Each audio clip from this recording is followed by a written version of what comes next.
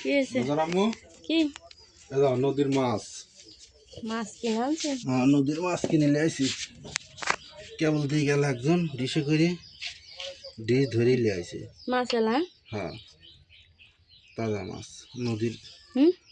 নদীর সরপুটি হয়েছে, আর লম্বা হয়েছে। তারপরে ফলি মাছ সব কিন্তু আমাদের পদ্মা নদীর। তারপরে বাম কাগজ নিয়ে আসেন তো। বাম আর কি বাম? কত বড় বাম দেখি। বিশাল বড় বাম তৈরি গেল, সাপের মতো দেখা যাচ্ছে সব। তারপরে এই যে বাম, পুঁটি, এগুলি হচ্ছে আয়ের সাপ। আয়ের মাছ আছে না, আয়ের মাছ। আর এটি হচ্ছে ই মাছ, গাং ঘাইরি।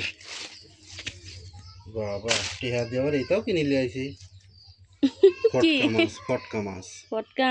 এই ফটকা মাছ এর ভিতরে আগে দিয়ে হচ্ছে ফুলাতাম। খালি এটাই পাইছি।